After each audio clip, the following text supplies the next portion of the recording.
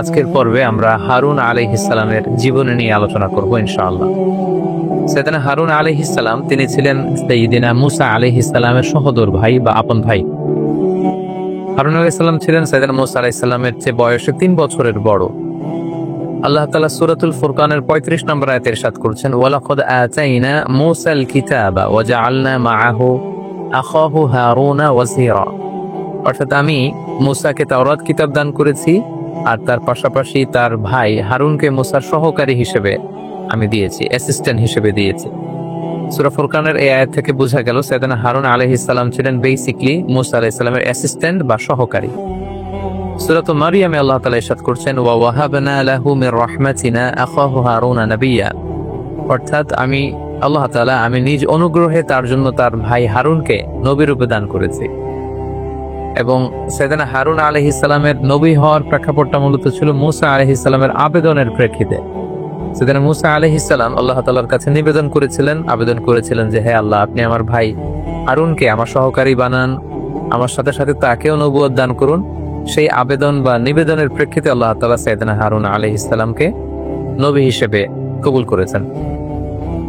আল্লাহ তাআলা যখন সাইয়েদনা মুসা আলাইহিস সালামকে বললেন যে, ইযহাব ইলা ফিরআউনা ইন্নাহু তাগা, হে মুসা তুমি ফিরআউনের কাছে যাও, তাকে দাওয়াত দাও, কেননা সে অবাধ্য হয়েছে।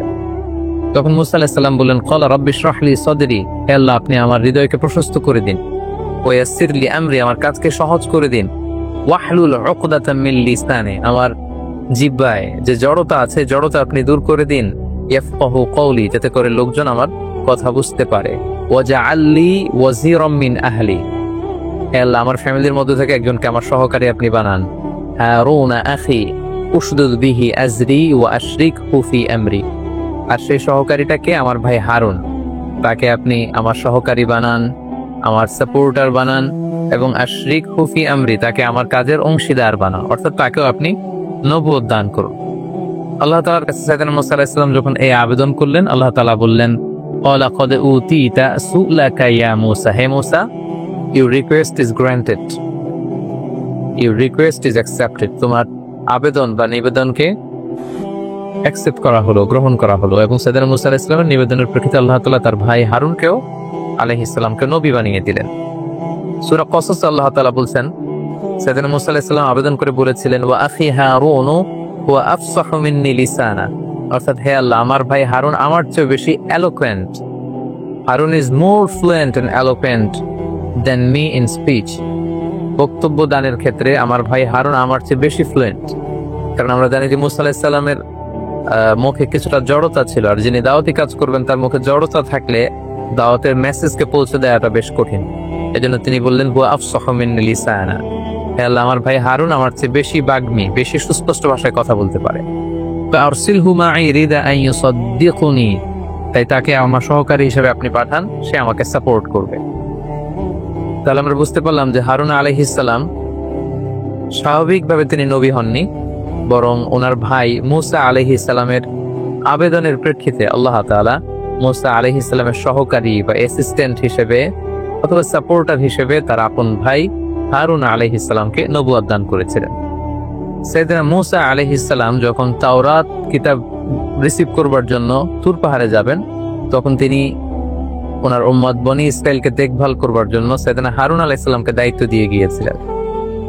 وقال موسى لأخيه هارون اخلفني في قومي وأصلح ولا تتبع سبيل المفسدين, সূরা আরাফে আল্লাহ এই ব্যাপারটি তুলে ধরেছেন। তিনি মুসা আলাইহিস সালাম তার ভাই হারুনকে বলেছিলেন, হারুন তুমি উখলুফনি, তুমি আমার প্রতিনিধিত্ব করবে, ফি কওমি আমাদের এই বনি ইসরাইলের এই কওমের ব্যাপারে, ওয়া আসলিহ এবং তাদের মাঝে তুমি সংশোধন করে দিবে, ফয়সালা করে দিবে, সলিউশন করে দিবে, ওয়ালা তাত্তাবি' সাবিলাল মুফসিদিন আর বিশৃঙ্খলার কোনো পন্থা তুমি অবলম্বন করবে না।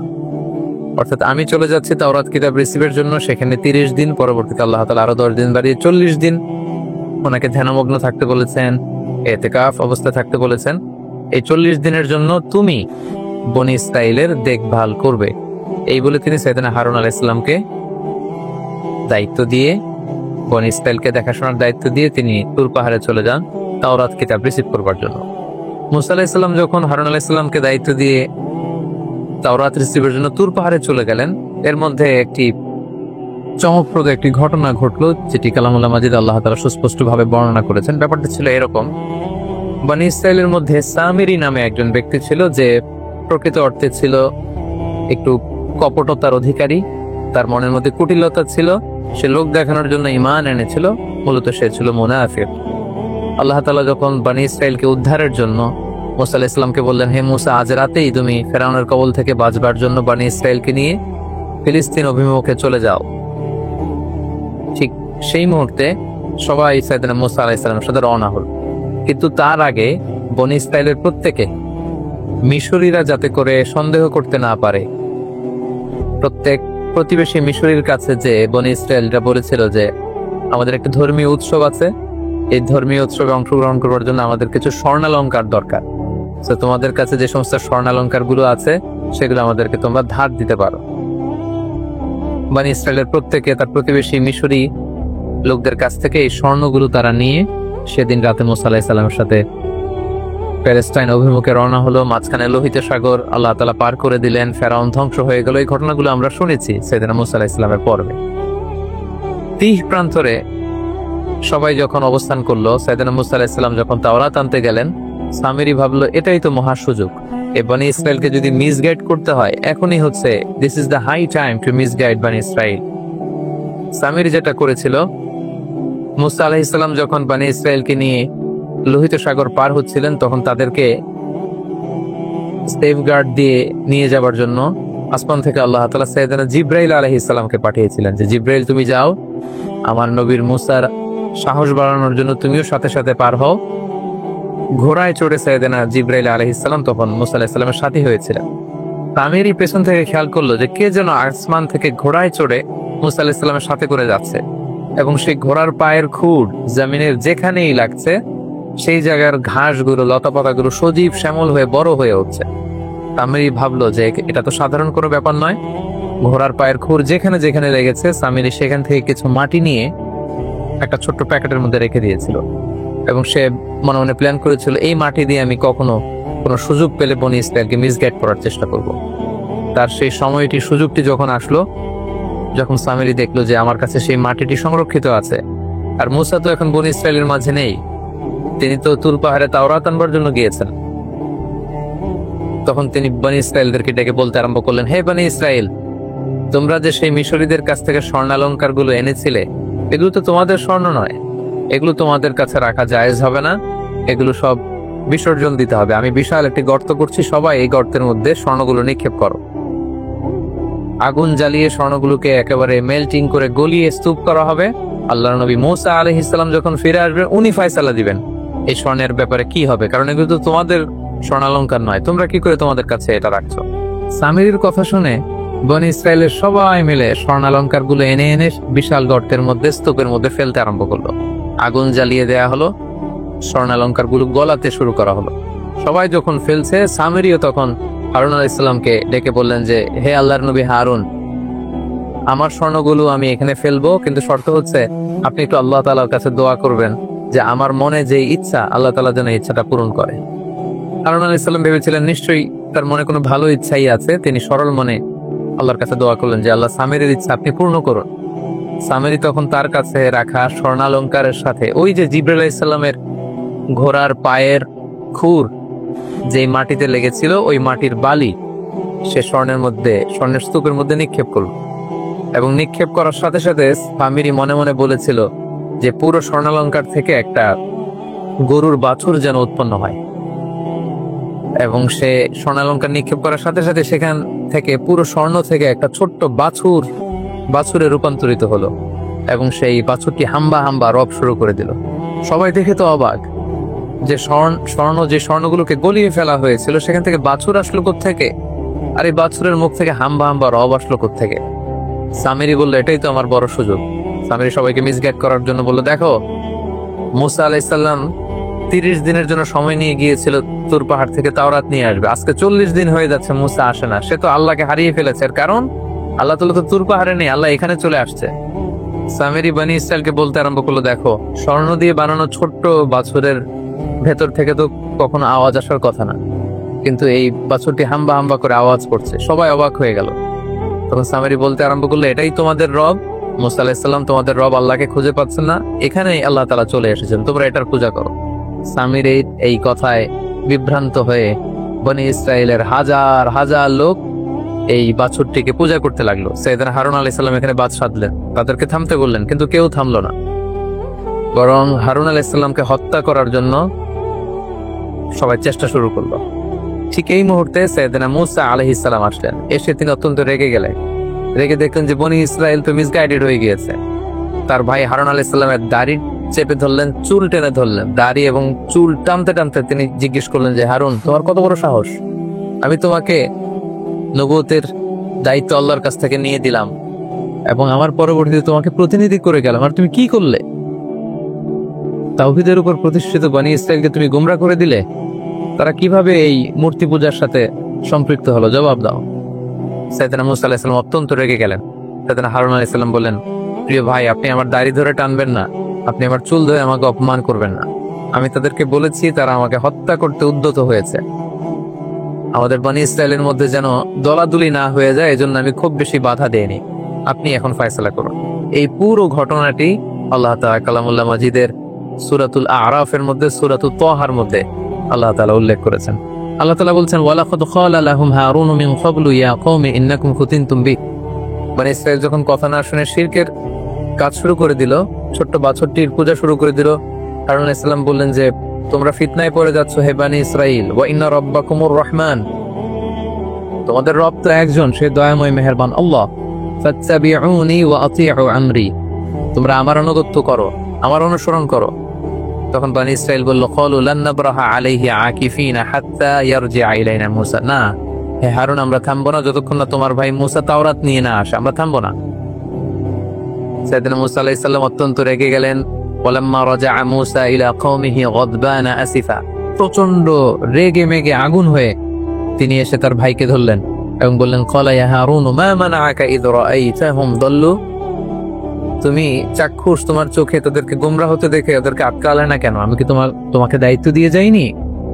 সাইয়েদনা হারুন আলাইহিস সালাম বললেন, ইন্নী খাশীতু আন তাকুলা ফাররাকতা বাইনা বানি ইসরাঈলা ওয়া লাম তারকুব কওলি। হে আমার ভাই, আমি তাদেরকে নিষেধ করেছিলাম কিন্তু তারা আমার কথা শোনেনি। আমি খুব বেশি তাদের সাথে কনফ্লিক্টে জড়াইনি, কারণ আপনি হয়তো এসে বলতে পারেন যে আমি তোমাকে বনি ইসরায়েলের দায়িত্ব তোমার কাঁধে দিয়ে গেলাম আর তুমি এই পুরো জাতিগোষ্ঠীকে ঐক্যের মধ্যে সমবেত রাখতে পারলে না, তারা বিচ্ছিন্ন হয়ে গেল তোমার কারণে।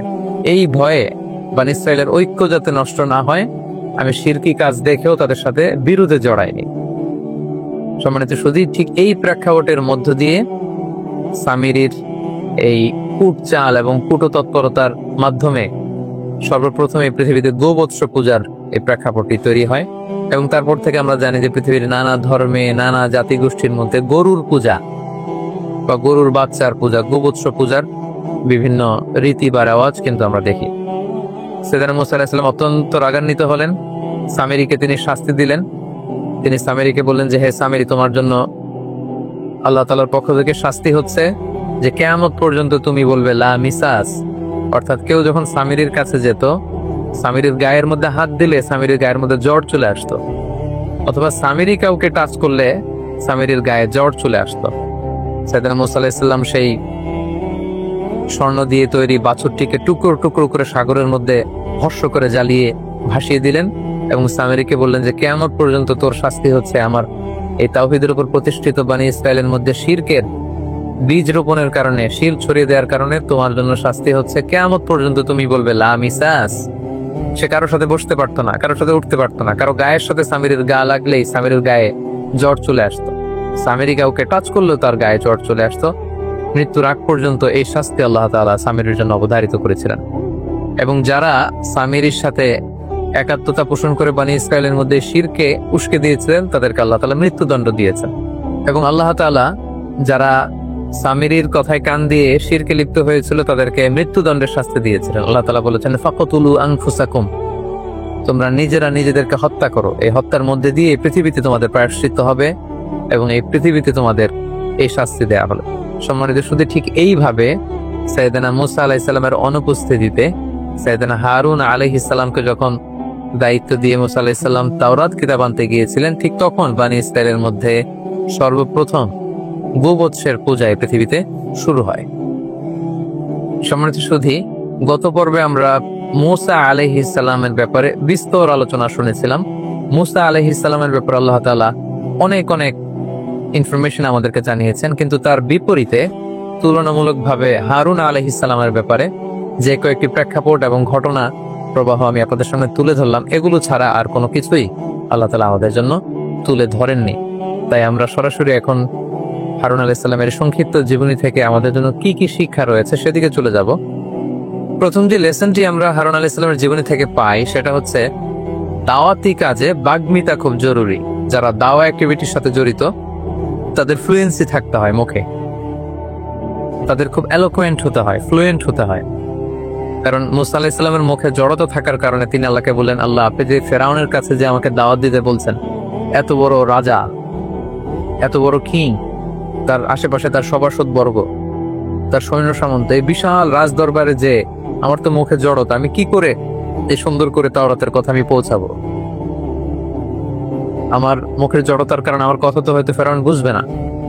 এজন্য আল্লাহ তাআলার কাছে তিনি আবেদন করেছিলেন যে আখি হারুন আফসাহু মিন্নি লিসানা, আমার চেয়ে আমার ভাই আরো বেশি সুন্দর গুছিয়ে কথা বলতে জানে, আমার চেয়ে আমার ভাই আরো বেশি ফাসিহ, অর্থাৎ খুবই বাগ্মী, এলোকুয়েন্ট, ফ্লুয়েন্ট, তার মুখে কোনো জড়তা নেই। সো আল্লাহ তাআলা মূসা আলাইহিস সালামের এই নিবেদনের প্রেক্ষিতে হারুন আলাইহিস সালামকে নবী বানিয়েছিলেন। এতে করে আমরা যেটা বুঝতে পারি, যিনি দাওয়াতি কাজ করবেন তার মুখে জড়তা থাকতে পারবে না। তিনি কথা খুব সহজ ভাষায়, সহজভাবে তার শ্রোতাদের কাছে উপস্থাপন করতে হবে। এই ফ্লুয়েন্সিটা খুবই জরুরি। এজন্য যারা দায়ী তাদেরকে বাগ্মী হতে হয়। একজন অনেক জ্ঞান রাখেন কোরআনের, হাদিসের, কিন্তু তিনি মানুষের সাথে কথা বলতে জানেন না, মানুষের কাছে কোনো বিষয়কে উপস্থাপন করতে পারেন না, তাহলে তো আসলে তাকে দিয়ে দাওয়া কাজ হবে না। তাহলে এই বিষয়টা আমরা শিখতে পারলাম যে যিনি দায়ী ইলাল্লাহ হবেন তার মধ্যে বাগ্মিতার গুণ থাকা আবশ্যক। দ্বিতীয় যে শিক্ষাটি আমরা পাই সেটি হচ্ছে এই পৃথিবীতে শিরকের চেয়ে বড় কোনো পাপ নেই। শিরকের পাপ হচ্ছে সবচেয়ে বড় পাপ, এবং পৃথিবীতে কোনো নবী আল্লাহর সাথে শিরক করাকে কিন্তু কখনো প্রশ্রয় দেননি বা বরদাস্ত করেননি। এর কারণ হচ্ছে আল্লাহ তাআলা সব মাফ করলেও শিরকের গুনাহ মাফ করেন না। ইন্নাল্লাহা লা ইয়াগফিরু আইয়ুশরাকা বিহি ওয়া ইয়াগফিরু মা দুনা যালিকা লিমান ইয়াশা। আল্লাহ তাআলা চাইলে সব গুনাহকে ক্ষমা করে দিতে পারেন, কিন্তু তিনি নিজেই ঘোষণা করেছেন যে তিনি শিরকের গুনাহকে কঠিনকালেও ক্ষমা করেন না। এবং সাইয়েদনা মূসা আলাইহিস সালাম যে হারুন আলাইহিস সালামের উপর রেগে গিয়েছিলেন, তার আপন ভাইয়ের চুল ধরে টেনেছিলেন, দাড়ি ধরে টান মেরেছিলেন, রেগে গিয়েছিলেন, এটার কারণ কিন্তু দুনিয়াবি কোনো কারণে নয়। একমাত্র কারণ ছিল যে বনী ইসরাইলের লোকেরা তাওহীদকে ছেড়ে দিয়ে শিরকের সাথে জড়িয়ে পড়েছিল, শিরকের সাগরে তারা গা ভাসিয়ে দিয়েছিল। আর প্রকাশ্য শিরক হতে দেখে একজন নবী সেটা বরদাস্ত করতে পারেন না। যেন পৃথিবীর কোনো নবী শিরককে প্রশ্রয় দেননি, বরং শিরকের মূলোৎপাটন করে তাওহীদের বীজ বপন করবার জন্যই কিন্তু পৃথিবীতে নবীদের আগমন ঘটেছে।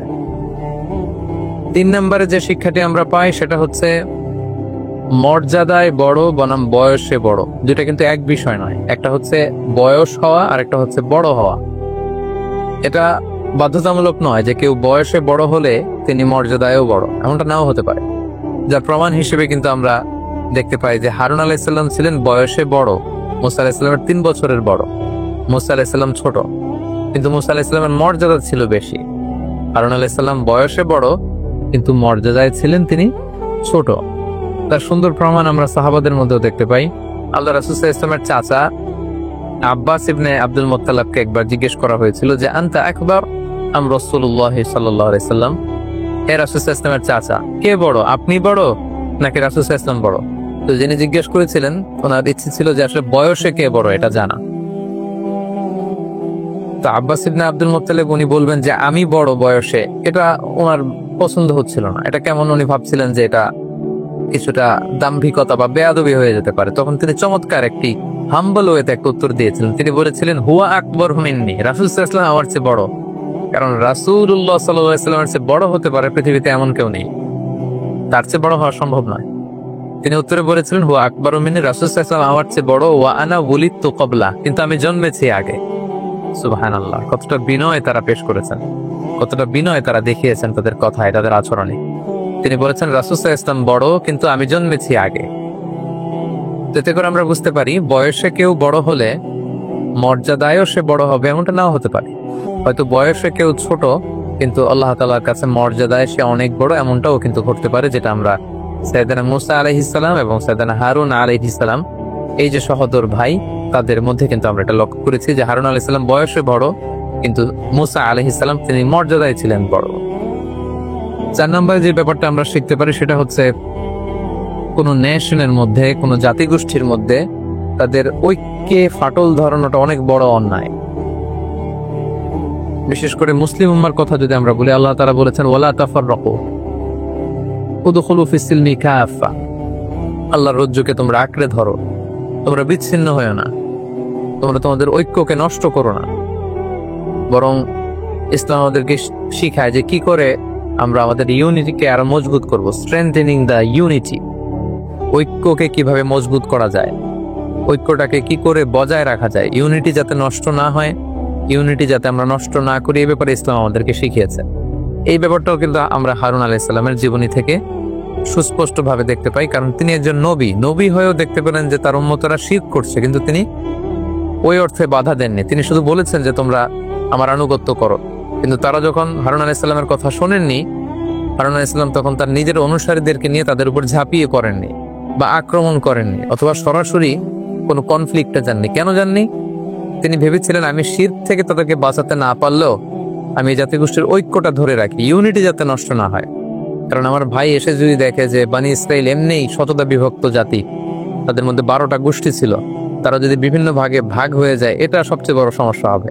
বরং সাময়িক সময়ের জন্য তারা শিরক করলেও ওনার আত্মবিশ্বাস ছিল যে আমার ভাই মুসা যখন ফিরে আসবে, ওনার আগমনে, ওনার অ্যারাইভালে, ওনার ব্যক্তিত্বের কারণে, ওনার আদেশের কারণে সব আবার ঠিক হয়ে যাবে। তাই আমি তাদেরকে শিরক থেকে বাঁচাতে না পারলেও ইউনিটিটা ধরে রাখি। সুবহানাল্লাহ বিহামদি। আর আমরা মুসলিম হয়েও আরেক মুসলিম ভাইকে কাফের ফতোয়া দিই, মুসলিম হয়েও আরেকজনকে ইহুদি নাসারার দালাল বলি। কিন্তু একজন নবী তিনি শিরক হতে দেখেও কিন্তু ঐক্যকে নষ্ট করেননি। তাই আমরা যেন যে কোনো মূল্যে আমাদের মুসলিম উম্মার ঐক্যটাকে ধরে রাখতে পারি। আল্লাহ তাআলা আমাদের সবাইকে কথাগুলো বুঝা আর আমল করবার তৌফিক দান। যুলকিফল আলাইহিস সালাম উনি বনি ইসরাইলের একজন নবী ছিলেন।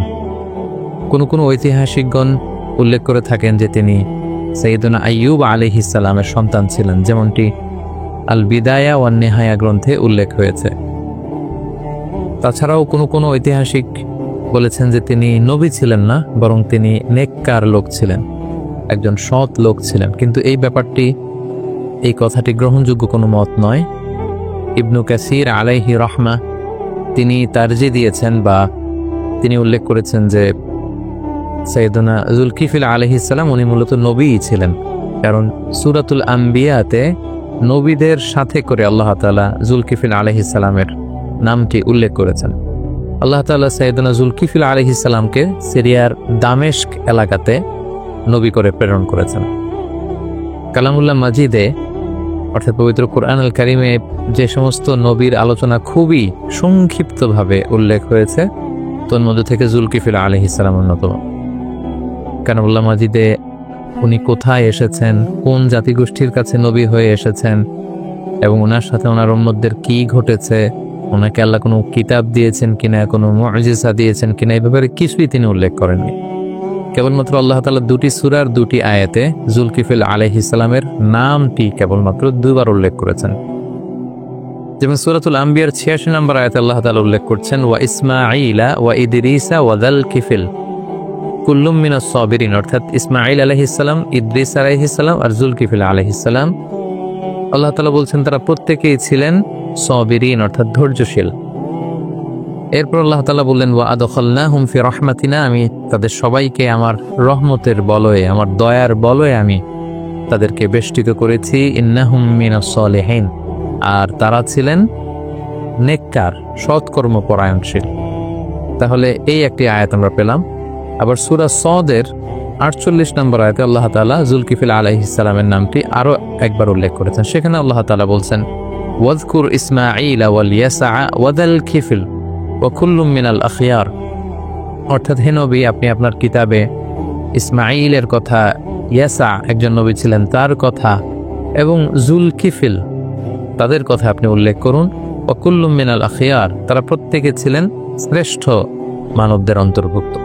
এই 2টি আয়াত ছাড়া কালামুল্লাহ মাজিদের আর কোনো সূরাতে, কোনো আয়াতে আল্লাহ তাআলা যুলকিফল আলাইহিস সালামের ব্যাপারে আর কিছুই তিনি উল্লেখ করেননি। তবে ইবনু জারির আত-তাবারি মুজাহিদের সূত্রে তিনি বর্ণনা করেন যে জুলকিফিল আলাইহিস সালামের আগের যে নবী আল-ইয়াসা, উনি যখন বার্ধক্যে উপনীত হলেন তখন তিনি তার পরবর্তীতে একজনকে স্থলাভিষিক্ত করতে চাইলেন।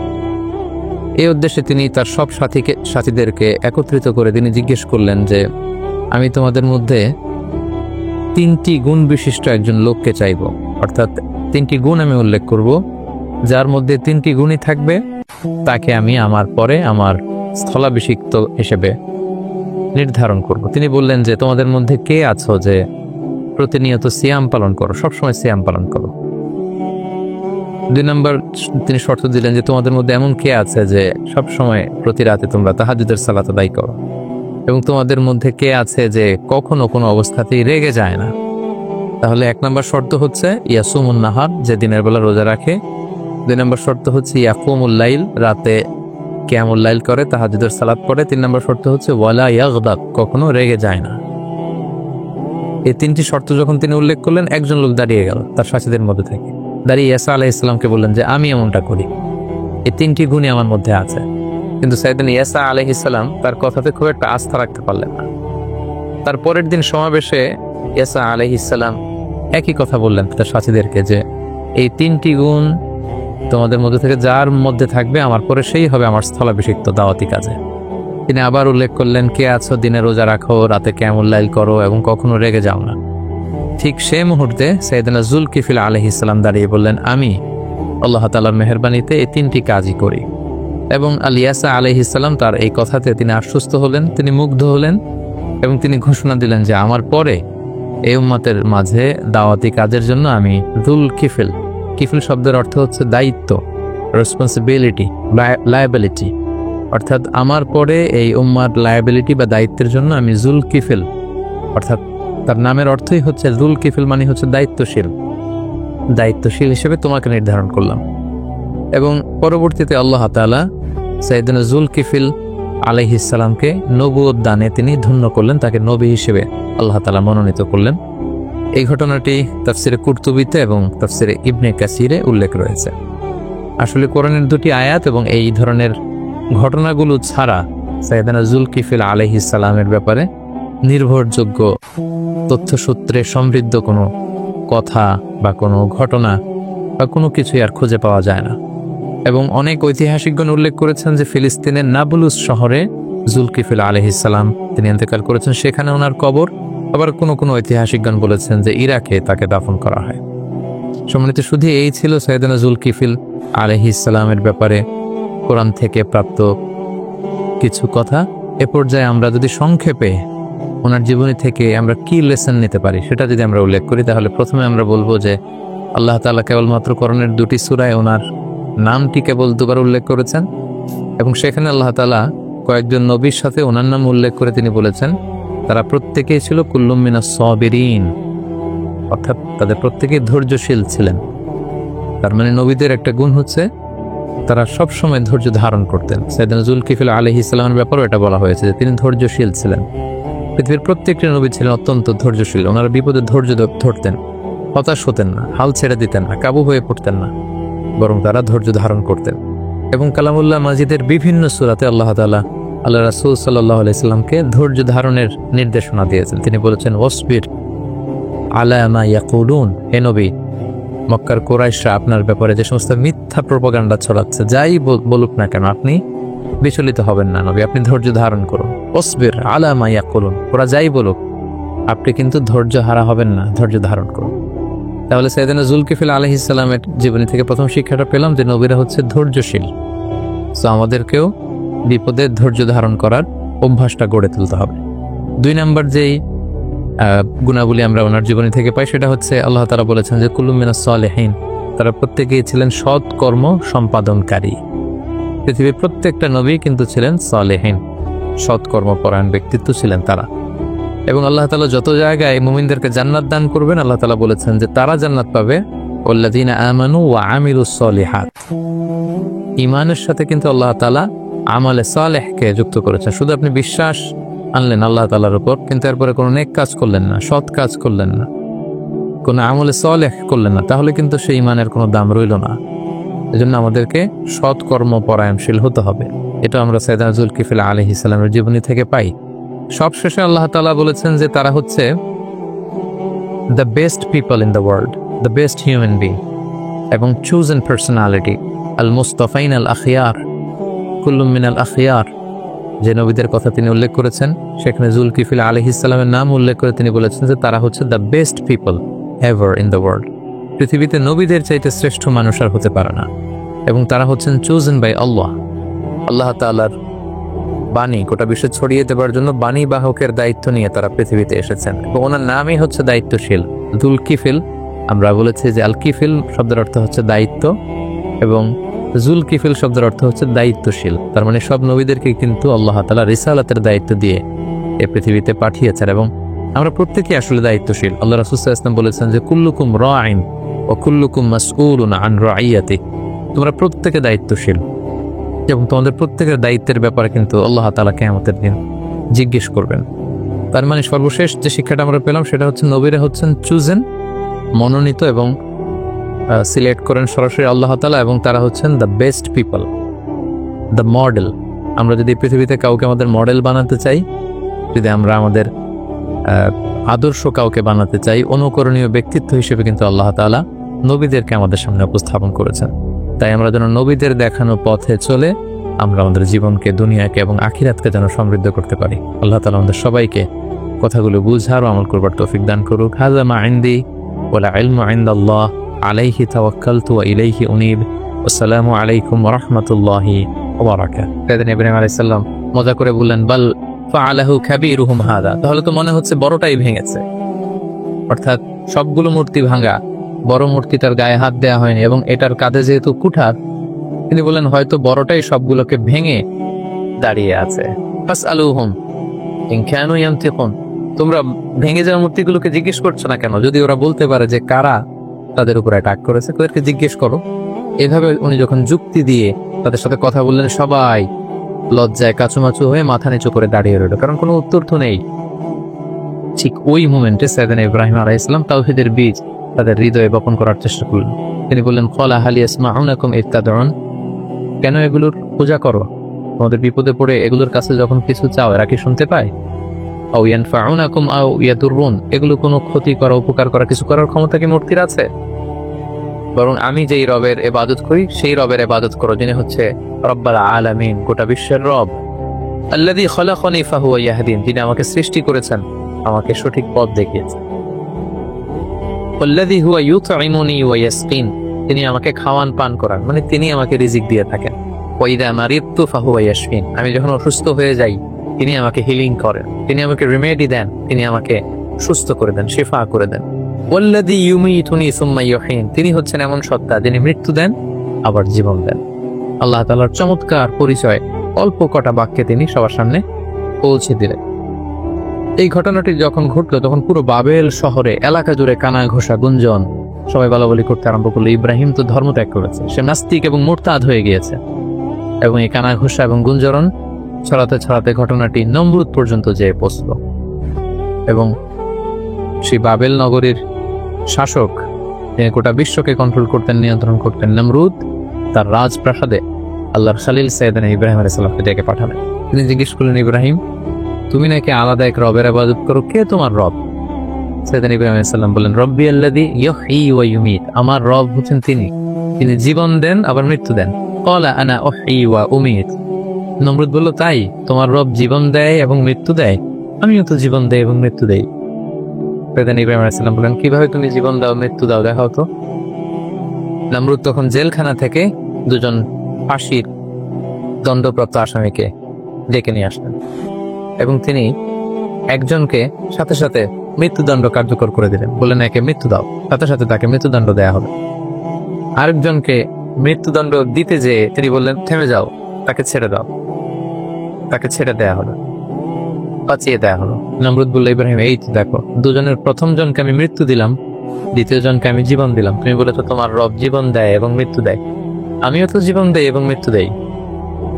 সাইয়েদনা ইব্রাহিম আলাইহিস সালাম তখন বললেন, ফাইন্নাল্লাহা ইয়াতি বিশ-শামসি মিনাল মাশরিকি ফাতি বিহা মিনাল মাগরিব ফাবুহিতাল্লাযী কাফার।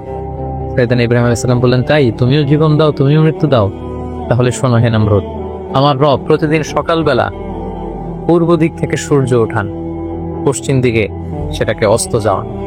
তুমি যদি সত্যিকার অর্থে রব হয়ে থাকো তাহলে সকালবেলার সূর্যটা তুমি পূর্ব দিক থেকে না উঠিয়ে পশ্চিম দিক থেকে উঠাও। তুমি যদি করতে পারো তাহলে পূর্ব দিক থেকে আগামীকাল সূর্যটা না উঠিয়ে সেটাকে পশ্চিম দিক থেকে উঠাও।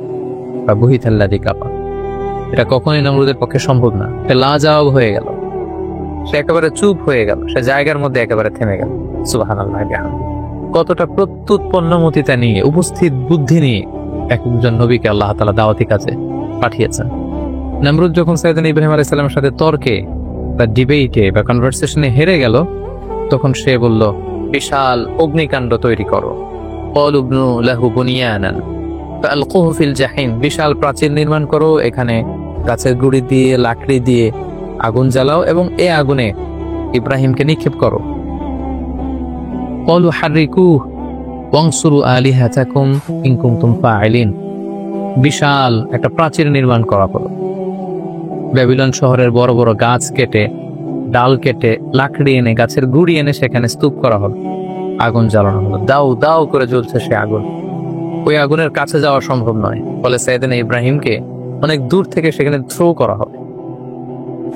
অনেক লোক এই দৃশ্য দেখতে এসেছে। সাইয়েদনা ইব্রাহিম আলাইহিস সালামকে যখন এই জ্বলন্ত অগ্নিকাণ্ডে থ্রো করা হলো, অবাক করা একটা কাণ্ড সেখানে ঘটলো। আল্লাহ তাআলা বললেন, কুলনা ইয়া নারু কুনি বারদাও ওয়া সালামান আলা ইব্রাহিম।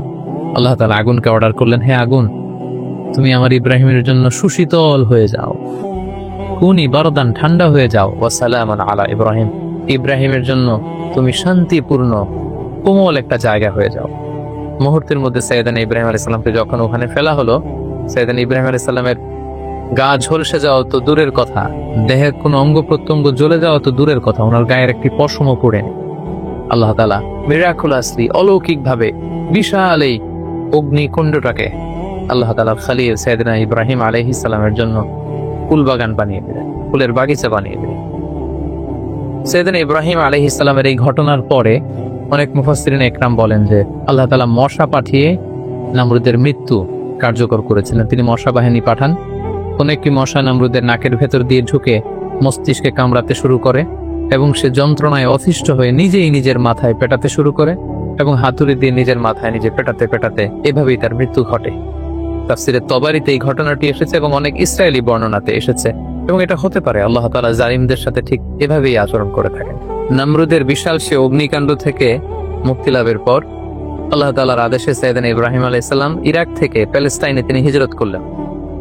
ওনার সাথে ছিল ওনার স্ত্রী সারা এবং ওনার ভাতিজা লূত আলাইহিস সালাম, এবং তিনি সিরিয়ার কানাআন এলাকাতে থাকতে শুরু করলেন। বর্তমানে সেই এলাকাটিকে আল খালিল, মাদিনাতুল খালিল বা হেব্রন শহর নামে এলাকাটি পরিচিত। আল্লাহ তাআলা বলছেন, ফাআমানা লাহু লূত, পুরো বাবেলের জাতিগোষ্ঠীর মধ্যে শুধু লূত ওনার ভাতিজা তিনিই কেবল ঈমান এনেছিলেন সাইয়েদনা ইব্রাহিম আলাইহিস সালামের উপর।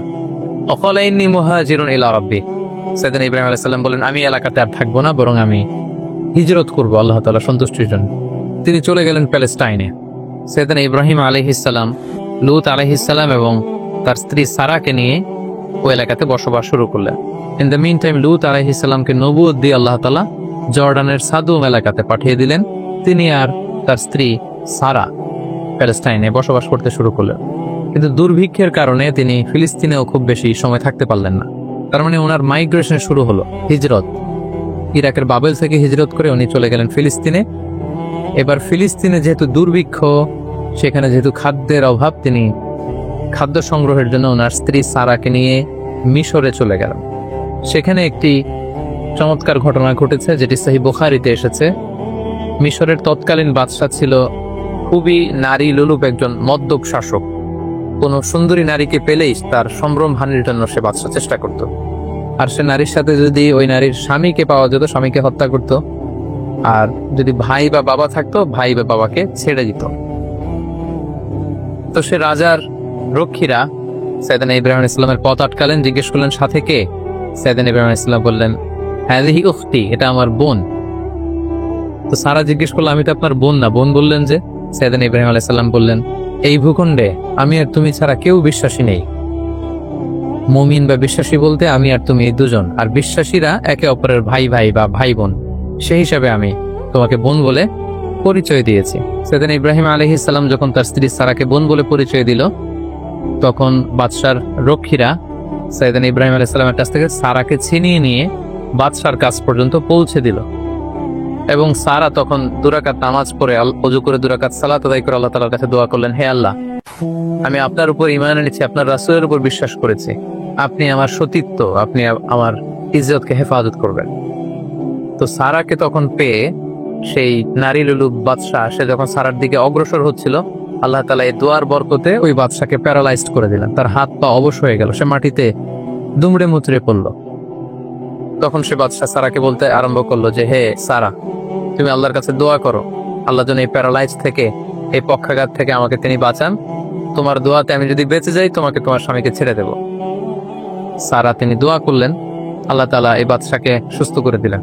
কিন্তু বাদশাহ সুস্থ হয়ে আবারও সারার প্রতি আকৃষ্ট হয়ে আবার তার দিকে উদ্ধত হলো, আবার আল্লাহ তাআলা তাকে প্যারালাইজড করে দিলেন। সে আবার কাচুমাচু শুরু করলো, বললো, সারা তুমি দোয়া করো, তা না হলে আমি বাঁচবো না। সারা দোয়া করলেন, সে বেঁচে গেল, আবার উদ্ধত হলো। এভাবে 3 বার সেই মদ্যপ নারী লুলুপ সেই বাদশাহ, মিশরের সেই সম্রাট, 3 বার সাইয়্যিদাতুনা সারার সম্ভ্রমহানির চেষ্টা করেও যখন ব্যর্থ হলো, তখন তার পাইক পেয়াদাদেরকে সে ডেকে বলল, কাকে নিয়ে এসেছো আমার সামনে? এটা তো একটা ডাইনি, এটা একটা জাদুকরনী, একে ছেড়ে দাও, একে এর স্বামীকেও ছেড়ে দাও, আর আমার এলাকা থেকে হাজার নামে একজন দাসীকে গিফট হিসেবে দিয়ে দাও, তাড়াতাড়ি আমার ভূখণ্ড থেকে এদেরকে এক্সিট করে দাও। এরা যতদিন আমাদের এলাকায় থাকবে আমি খুব ভীতির মধ্যে থাকবো। সহিহ বুখারীতে খুব চমৎকার ভাবে এই ঘটনাটি এসেছে। সাইয়্যিদাতুনা সারার দোয়ার বরকতে আল্লাহ তাআলা এই বিপদ থেকে তাকে মুক্ত করেছেন, এবং মিশরীয় একজন দাসী এই বাদশা সৈয়দনা ইব্রাহিম এবং সারার সাথে করে গিফট হিসেবে পাঠিয়েছেন।